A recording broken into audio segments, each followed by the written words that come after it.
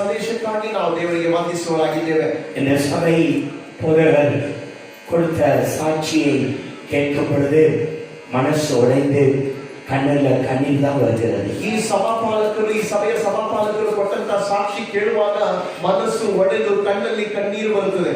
நம்முடைய ஊழியக்காரர்கள் எல்லாம் மிகவும் கஷ்டத்தின் மத்தியில் சென்று ஆண்டவருக்காய் ஊழியத்தை செய்கிறவர்கள். ನಮ್ಮ ಸೇವಕರೆಲ್ಲ ಎಷ್ಟೋ ಕಷ್ಟದಲ್ಲಿ ಸಾಗಿ ಕರ್ತನ ಸೇವೆ ನಡೆಸುತ್ತಾ ಬರುತ್ತಿದ್ದಾರೆ. அவர்கள் யாரும் பணத்தை தேடி வரவில்லை, அவர்கள் ஆத்துமாக்களை தேடி வருகிறார்கள். பாஸ்டர் அவருக்கா சொல்லுங்க. ಪಾಸ್ಟರ್ ಮೋಸಸ್ ಅವರು ಅವರ ಪತಿಯವರ ಮುಂದೆ ಬರಬೇಕಾಗಿ ಕೇಳುತ್ತೇವೆ. ಕುಟುಂಬದವರು ಬನ್ನಿ, ಮೇಲ್ ಬನ್ನಿ, ವೇದಿಕೆ ಮೇಲ್ ಬನ್ನಿ. ಪಾಸ್ಟರ್ ಮೋಸಸ್ ಕುಟುಂಬದವರು ದಯವಿಟ್ಟು ವೇದಿಕೆ ಮೇಲೆ ಬರಬೇಕಾಗಿ ಕೇಳುತ್ತೇವೆ.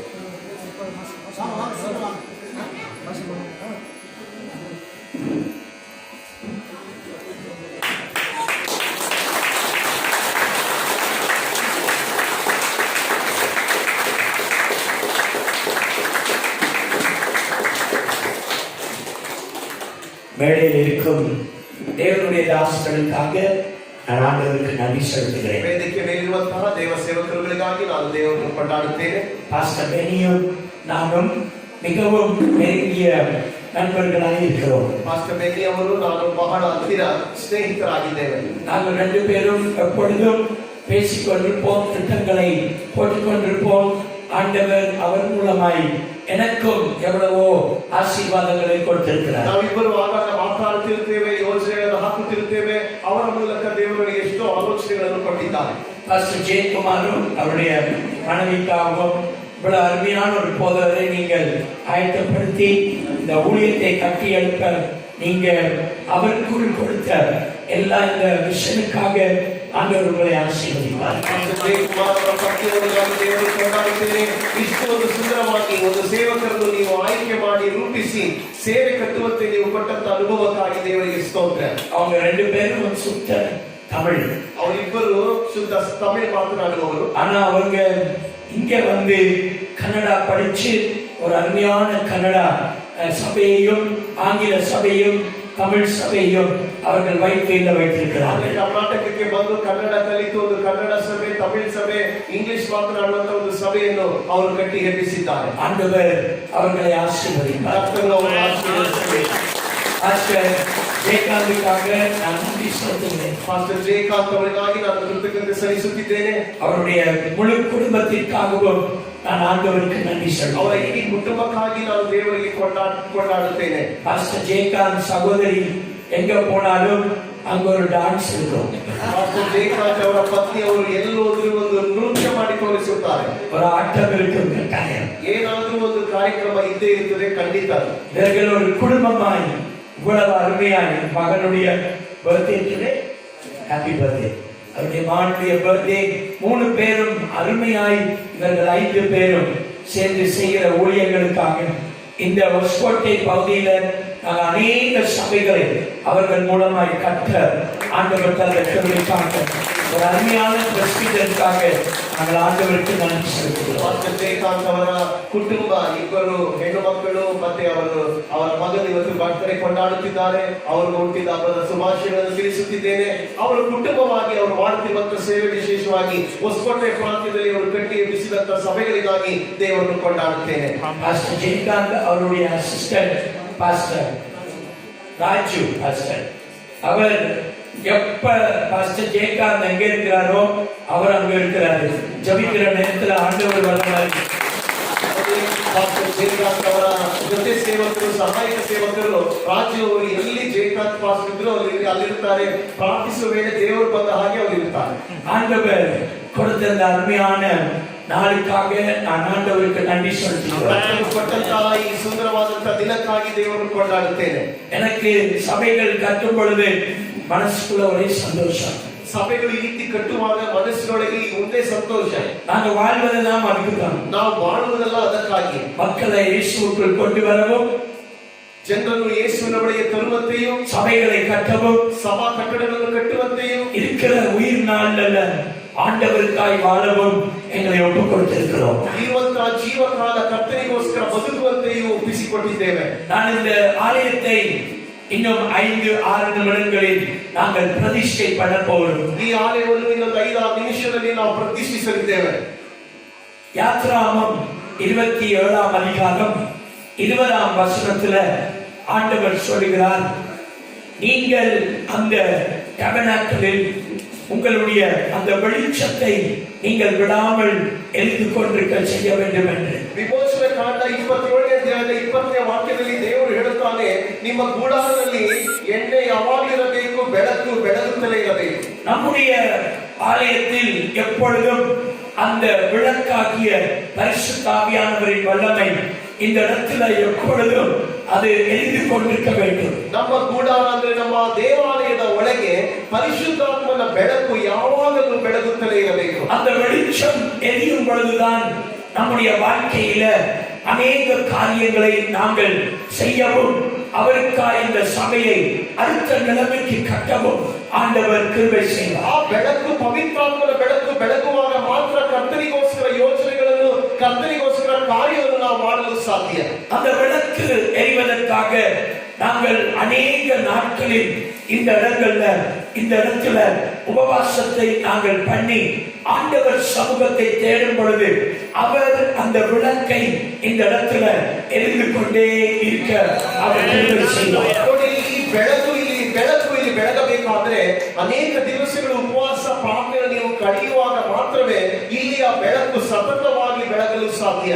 1 கொரிந்தியர் 3ஆம் அதிகாரம் 16ஆம் வசனத்துல சொல்லி இருக்கிறது, நீங்க உங்களுடைய இருதயம்தான் தேவனுடைய ஆலயமாய் இருக்கிறது. 3ನೇ ಅಧ್ಯಾಯದ 16ನೇ ವಾಕ್ಯದಲ್ಲಿ ಈ ರೀತಿ ಬರೆಯಲ್ಪಟ್ಟಿದೆ, ನೀವೇ ಕರ್ತನ ಆಲಯವಾಗಿದ್ದೀರಿ. 1 கொரிந்தியர் 6:19ல சொல்லப்பட்டிருக்கிறது, உங்களுடைய இருதயம்தான் தேவனுடைய ஆலயமாய் காணப்படுகிறது. 1 ಕೊರಿಂಥಿಯ 6ನೇ ಅಧ್ಯಾಯದ 19ನೇ ವಾಕ್ಯ ಈ ರೀತಿ ಹೇಳ್ತದೆ, ನಿಮ್ಮ ಹೃದಯವೇ ನೀವೇ ಪವಿತ್ರಾತ್ಮನ ಬೆಳಕಾಗಿರುವಂತಹ ಆಲಯವಾಗಿದ್ದೀರಿ. இந்த 3 வசனங்களை உங்கள் மனதிற்குள் வைத்துக் கொள்ளுங்கள். ಈ 3 ವಾಕ್ಯಗಳು ನಿಮ್ಮ ಮನಸ್ಸಿನೊಳಗೆ ಮಡಗಿಕೊಳ್ಳಿ. எங்களுக்குள்ள இருக்கிற ஆலயத்துல இந்த அக்கினி எரிந்து கொண்டே இருக்க வேண்டும். ಆಲಯದ ಒಳಗೆ ಈ ಬೆಂಕಿ ಅಂಟಿಸಲೇ ಇರಬೇಕು. நான் 44வது வருஷம் ஊழியத்துக்குள்ள நான் செல்லுகிறேன். ನೋಡಿ, ಈ ವರ್ಷ ನಾನು 44ನೇ ವರ್ಷದ ಸೇವಾ ಅನುಭವಕ್ಕೆ ಬರುತ್ತಿದ್ದೇನೆ. என் வாழ்க்கையில அநேக பேர் கேட்பாங்க, நீங்க மிகவும் சந்தோஷமாய் இருந்த நாட்கள் எந்த நாட்கள் என்று. ನನ್ನ ಬಳಿಯಲ್ಲಿ ಜನರು ಕೇಳುತ್ತಾರೆ, ನಿಮಗೆ ಹೆಚ್ಚು ಸಂತೋಷ ಇದ್ದಂತಹ ದಿನಗಳು ಯಾವುದು?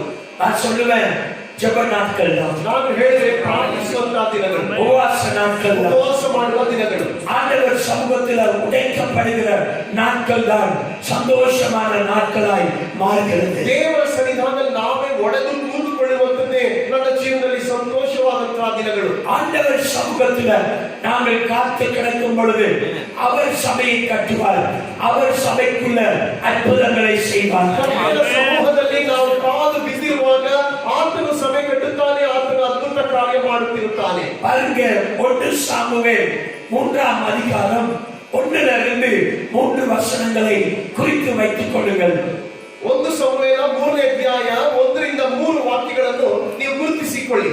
அந்த நாட்களில் ஏலி என்று சொல்லப்பட்ட தேவனுடைய தாசன் அவர் தூங்க போகும் பொழுது ஆலயத்தில் இருந்த அந்த வெளிச்சத்தை அவர் அணைத்து போட்டு தூங்கினார் என்று பைபிள் சொல்கிறது. ಆ ಕಾಲದ ಪುರೋಹಿತನಾದಂತಹ ಏಲಿ ಎನ್ನುವಂಥವನು ಆತ ನಿದ್ದೆ ಮಾಡಲಿಕ್ಕೆ ಹೋಗುವಾಗ ದೇವಾಲಯದಲ್ಲಿ ಉರಿಯುತ್ತಿದ್ದಂತಹ ಬೆಳಕನ್ನು ಆರಿಸಿ ಹೋಗಿ ನಿದ್ದೆ ಮಾಡುತ್ತಿದ್ದನು. ஆண்டவர் யாத்ராகமத்துல என்ன சொன்னார்? ದೇವರು ವಿಮೋಚನ ಕಾಂಡದಲ್ಲಿ ಏನು ಹೇಳುತ್ತಿದ್ದಾನೆ? என்னுடைய ஆலயத்தில் இந்த விளக்கு எரிந்து கொண்டிருக்க வேண்டும் என்று. ನನ್ನ ದೇವಾಲಯದೊಳಗೆ ಈ ಬೆಳಕು ಸದಾ ಉರಿಯುತ್ತಿರಬೇಕು. ஆனால் ஏலி என்ன செய்தார்? ಆದರೆ ಏಲಿ ಪುರೋಹಿತನು ಮಾಡಿದ್ದೇನು? அவர் தூங்க போகும் பொழுது இந்த விளக்கு வெளிச்சம் அவருக்கு டிஸ்டர்ப் ஆகுதுன்னு ஆண்டவர் சொன்னதுக்கு அவர் எதிராக அந்த வெளிச்சத்தை அணைத்து விட்டு அவர் தூங்கினார். ಈತನು ನಿದ್ದೆಗೆ ಹೋಗುವಾಗ ಬೆಳಕಿದ್ದರೆ ನಿದ್ದೆ ಮಾಡಲು ಸಾಧ್ಯವಿಲ್ಲ ಎಂಬುದಾಗಿ ಹೇಳಿ ಆ ಬೆಳಕು ಹಾರಿಸಿ ಹೋಗಿ ನಿದ್ದೆ ಮಾಡುತ್ತಿದ್ದ. வெளிச்சத்தை அணைக்கும் பொழுது இருள் தான் வருகிறது. ನೋಡಿ, ಬೆಳಕನ್ನು ಆರಿಸಿದರೆ ಬರುವುದೇನು? ಕತ್ತಲೆ. இருள் வரும் பொழுது பாவம் வருகிறது. ಕತ್ತಲೆ ಇರುವ ಕಡೆ ಪಾಪ ಇರುತ್ತದೆ. பாவம் வரும் பொழுது ஜெப ஆவி எங்களை விட்டு போகிறது. ಪಾಪ ಇರುವ ಕಡೆ ಪ್ರಾರ್ಥನೆ ಆತ್ಮ ನಮ್ಮನ್ನು ಬಿಟ್ಟು ಹೋಗುತ್ತದೆ. ஏலி அந்த விளக்கை அவர் அணைத்து தூங்கினபடியினால் வேதாகமத்தில் சொல்லியிருக்கிறது, அந்த நாட்களில் வார்த்தை காணப்படவில்லை, விஷன் தரிசனம் காணப்படவில்லை என்று சொல்லுகிறது. ಏಲಿ ಪುರೋಹಿತನು ಆ ಬೆಳಕು ಆರಿಸಿದ ಕಾರಣ ದೇವರ ವಾಕ್ಯ ಹೇಳ್ತದೆ, ಆ ದಿನಗಳಲ್ಲಿ ದೇವರ ದರ್ಶನ ಇರಲಿಲ್ಲ. வார்த்தை இல்லை, ವಾಕ್ಯ ಇಲ್ಲ, தரிசனம் இல்லை, ದರ್ಶನ ಇಲ್ಲ, தேவ சத்தத்தை கேட்க முடியாமல் இருந்தது. ದೇವರ ಸದ್ದು ಕೇಳದೆ ಮಾರ್ಪಟ್ಟಿತು. நம்முடைய வாழ்க்கையில நாங்கள் எரிகிற இந்த வெளிச்சத்தை அணைக்கவே கூடாது. ನಮ್ಮ ಬಾಳಿನಲ್ಲಿ ದೇವರು ಉಳಿಸಿರುವಂತ ಈ ಬೆಳಕನ್ನು ನಾವು ಆರಿಸಲೇ ಕೂಡದು. சில நேரம் எப்பொழுதும் லேட்டாதான் நான் தூங்குவேன். ನಾನು ಕೆಲವೊಮ್ಮೆ ಬಹಳ ತಡವಾಗಿಯೇ ನಿದ್ದೆಗೆ ಹೋಗುವುದು. சில நேரம் நான் தூங்க 1:30 மணி 2 மணிக்குள்ள ஆண்டவர் எழுப்பி விடுவார். ಕೆಲವೊಮ್ಮೆ ನಾನು ತಡವಾಗಿ ನಿದ್ರಿಸಿದರೂ 1:30 2 ಗಂಟೆ ಒಳಗೆ ನನ್ನನ್ನು ದೇವರು ಎಬ್ಬಿಸಿ ಬಿಡುತ್ತಾನೆ. நான் சொல்லுவேன் ஆண்டவர்கிட்ட, ನಾನು ದೇವರ ಬಳಿ ಕೇಳುತ್ತೇನೆ, இப்பதானே தூங்க போனேன், ಈ ತಾನೇ ನಿದ್ದೆಗೆ ಹೋದೆ. ஆண்டவர் சொல்லுவாரு, ಆದ್ರೆ ದೇವರು ಹೇಳುತ್ತಾನೆ, நீ கொஞ்ச நேரம் ஜெபி, ನೀನು ಸ್ವಲ್ಪ ಎದ್ದು ಪ್ರಾರ್ಥಿಸು, கொஞ்ச நேரம் அந்நிய பாஷையில ஜெபி, ಸ್ವಲ್ಪ ಹೊತ್ತು ವಾಣಿಗಳಲ್ಲಿ ನೀನು ಪ್ರಾರ್ಥಿಸು. ஜெபித்து ஜெபித்து ஜெபித்து ಪ್ರಾರ್ಥಿಸುತ್ತಾ ಪ್ರಾರ್ಥಿಸುತ್ತಾ ಪ್ರಾರ್ಥಿಸುತ್ತಾ ஆண்டவர் சமூகத்துல காத்து கிடக்கும் பொழுது சபைகளை ஆண்டவர் கர்நாடகா முழுவதுமாய் அவர் கட்டி எடுக்கிறார். ಬಿಟ್ಟಿರುವಾಗ ದೇವರು ಕರ್ನಾಟಕದಲ್ಲಿ ಸಭೆಗಳನ್ನು ಕಟ್ಟಿ ಎಬ್ಬಿಸುತ್ತಿದ್ದಾರೆ. எங்களுடைய படம், எங்களுடைய பெயர் இன்னொரு 10 நாள்ல அதெல்லாம் மழைக்கு நனைஞ்சு போயிடும். ನೋಡಿ, ನನ್ನ ಚಿತ್ರ ಭಾವಚಿತ್ರ ಹಾಕಿದ್ದೀರಿ, ನನ್ನ ಹೆಸರು ಹಾಕಿದ್ದೀರಿ, 10 ದಿನ ಒಳಗೆ ಮಳೆ ಬಂದಾಗ ಬೆಳಕಿನಲ್ಲಿ, ಸೂರ್ಯನ ಬೆಳಕಿನಲ್ಲಿ ಎಲ್ಲ ಮಾಯವಾಗುತ್ತದೆ. ஆனால் ஆண்டவருடைய ஆலயம் எப்பொழுதும் நிலைநிற்கும். ஆலயத்தை கட்டுகிறது மனுஷன் அல்ல, ஆலயத்தை கட்டி எழுப்புகிறது ஆண்டவர். ಮನುಷ್ಯನಲ್ಲ ಆಲಯವನ್ನು ಕಟ್ಟುವವನು, ಆಲಯ ಕಟ್ಟಿ ಎಬ್ಬಿಸುವವನು ದೇವರಾಗಿದ್ದಾನೆ. இந்த வசனங்களை உங்கள் மனதிற்குள் வைத்துக் கொள்ளுங்கள். ಈ ವಾಕ್ಯಗಳನ್ನು ನಿಮ್ಮ ಮನಸ್ಸಿನೊಳಗೆ ಇಟ್ಟುಕೊಳ್ಳಿ. அந்த வசனத்தின் மூலமாய் நாங்கள் ஆண்டவருக்கு இன்றைக்கு, ஆண்டவரே இந்த சபைக்குள்ள உம்முடைய வெளிச்சம் 24 மணி நேரம் எரிய வேண்டும் என்று சொல்லி நாங்கள் எல்லாரும் நம்மை ஒப்பு கொடுத்து இந்த நேரத்தில் ஆண்டவரை பார்த்து நாங்கள் அழுது ஜெபித்து இந்த அருமையான சபையை நாங்கள் பிரதிஷ்டை பண்ண போகிறோம். ನಾವು ಈ ರೀತಿ ಪ್ರಾರ್ಥಿಸೋಣ, ದೇವರೇ ನಿನ್ನ ಬೆಳಕು ಈ ಸಭೆಯಲ್ಲಿ ಸದಾ ಕಾಲ ಉರಿಯುತ್ತಿರಲಿ, ದಿನದ ಪ್ರತಿದಿನ 24 ತಾಸನ್ನು ಉರಿಯುತ್ತಿರಲಿ ಎಂಬುದಾಗಿ ನಾವು ಪ್ರಾರ್ಥಿಸುತ್ತಾ ಕಣ್ಣೀರಿಂದ ಈ ದೇವರ ಆಲಯವನ್ನು ನಾವು ಪ್ರತಿಷ್ಠೆ ಮಾಡಲಿದ್ದೇವೆ. அவருடைய வெளிச்சம் வரும் பொழுது ಆತನ ಬೆಳಕು ಬರುವಾಗ வார்த்தை இருக்கும், ವಾಕ್ಯ ಇರುತ್ತದೆ, தரிசனம் இருக்கும், ದರ್ಶನ ಇರುತ್ತದೆ. தேவனுடைய சத்தத்தை நாங்கள் எப்பொழுதும் கேட்டுக்கொண்டிருப்போம். ದೇವರ ಶಬ್ದವನ್ನು ನಾವು ಸದಾ ಕೇಳುತ್ತಿರುತ್ತೇವೆ. ஊழிய கதவுகளை அவருடைய வெளிச்சம் திறக்கும். ಮುಚ್ಚಿರುವ ಬಾಗಿಲನ್ನು ಆತನ ದರ್ಶನ ತೆರೆಯುತ್ತದೆ. நாங்க இப்ப 17 நாள் உபவாசத்துல இருக்கிறோம் நம்முடைய சபையில. ನಮ್ಮ ಸಭೆಯಲ್ಲಿ ಈಗ ಸುಮಾರು 17 ದಿನದಿಂದ ಉಪವಾಸದಲ್ಲಿದ್ದೇವೆ. இன்னும் அது அப்படியே கொண்டு போறோம். இன்னும் கொஞ்ச நாளைக்கு ಇನ್ನು ಸ್ವಲ್ಪ ದಿನ ಆ ರೀತಿಯೇ ಕೊಂಡೊಯ್ಯುತ್ತೇವೆ. அப்ப இந்த ஜெப நாட்கள்ல ಈ ಪ್ರಾರ್ಥನೆ ದಿವಸಗಳಲ್ಲಿ ஆண்டவர் சொன்னார், ದೇವರು ಹೇಳಿದ್ದು, நீ எப்பொழுது ஜெபிக்கிற ஆண்டவரே கதவை திறவும் கதவை திறவும் என்று ನೀನು ಯಾವಾಗಲೂ ಪ್ರಾರ್ಥಿಸುತ್ತೀ, ಕರ್ತನೆ ಕದ ತೆರೆ ಕದ ತೆರೆ.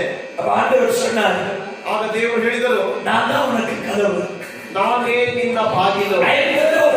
ನಾನೇ ನಿನ್ನ ಬಾಗಿಲು, I am the door for you. ನಾನೇ ನಿನಗೋಸ್ಕರ ಬಾಗಿಲು. I am the door. ನಾನೇ ಬಾಗಿಲಾಗಿರುವಾಗ I will open the door. ನಾನು ಬಾಗಿಲನ್ನು ತೆರೆಯುತ್ತೇನೆ. Hallelujah. அதனால நம்ம கலங்கக்கூடாது. ஆண்டவரே நீதான் அந்த கதவாய் இருக்கிறீர். என் வாழ்க்கையில எந்த சூழ்நிலைகள் வந்தாலும் நீதான் அந்த கதவு. நீயே கதவுகளை எங்களுக்கு திறந்து கொடுப்பீர் என்று ஆண்டவர் சொல்கிறார். ಆದ್ದರಿಂದ ನಾವು ಕಳವಳಗೊಳ್ಳಬಾರದು.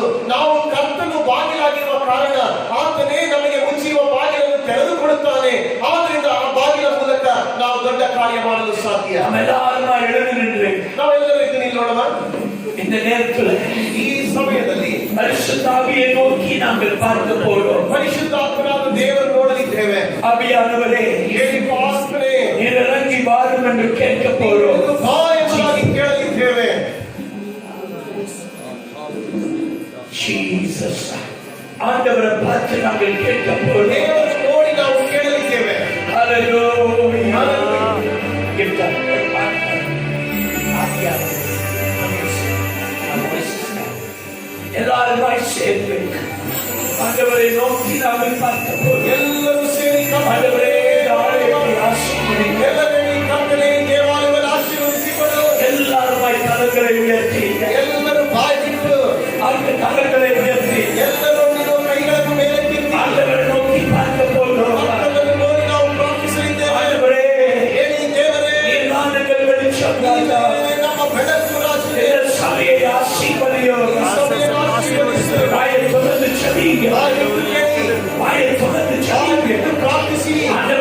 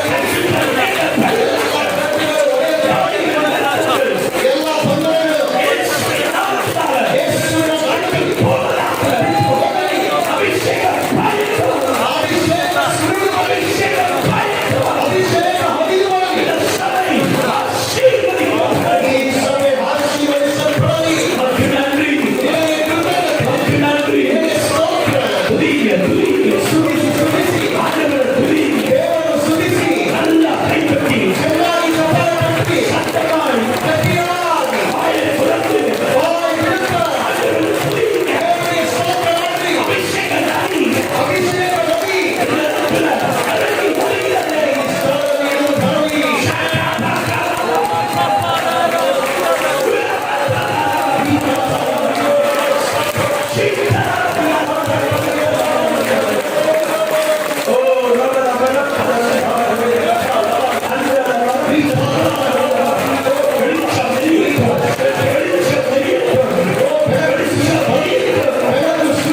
ಧರಣಿ ಬೆಳಕು ಸುರಿಯಲಿ ಬೆಳಕು ಸುರಿಯಲಿ ಎಲ್ಲ ಬೆಳಕಿನ ಕಾಲಿನ ಮಂತ್ರ ಬೆಟ್ಟಗಳು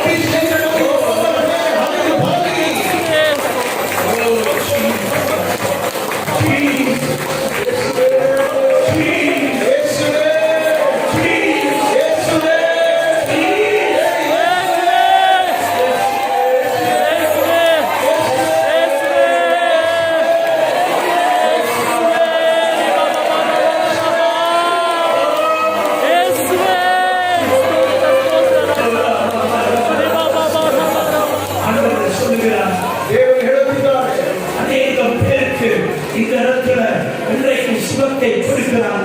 ಅನೇಕರಿಗೆ ದೇವರು ಸೌಖ್ಯ ಕೊಡುತ್ತಿದ್ದಾನೆ ಯೇಸುವಿನ ನಾಮದಲ್ಲಿ பிள்ளை இல்லாதவர்கள், ಮಕ್ಕಳಿಲ್ಲದವರಿಗೆ வியாதி வருத்தத்தில் வாழ்கிறவர்கள், ರೋಗಗಳಿಂದ ನೋವುಗಳಿಂದ ಬಾಧಿಸುವವರಿಗೆ ಯೇಸುವಿನ ನಾಮದಲ್ಲಿ அபிஷேக நதி ಅಭಿಷೇಕದ ನದಿ ನಮ್ಮ ಮಧ್ಯದಲ್ಲಿ விடுதலையை பெற்றுக்கொள்ளுங்கள்.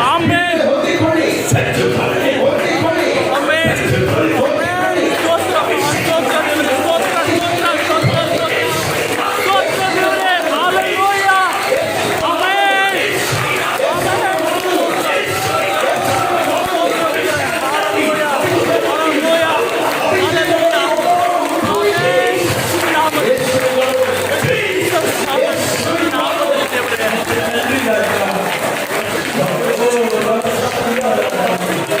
கட்டியல் கட்டுவதாக, ಎಲ್ಲ ಗಡ್ಡೆಗಳು ತೊಲಗಿ ಹೋಗಲಿ அழிகள் போவதாக, ಎಲ್ಲ ನೋವುಗಳು ಹೋಗಲಿ ರೋಗಗಳು ಹೋಗಲಿ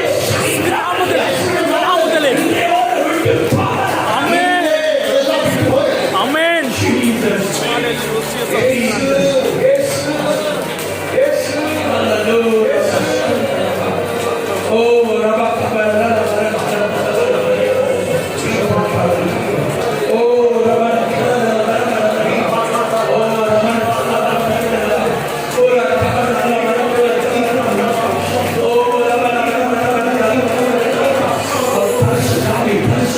ಪರಿಶುದ್ಧ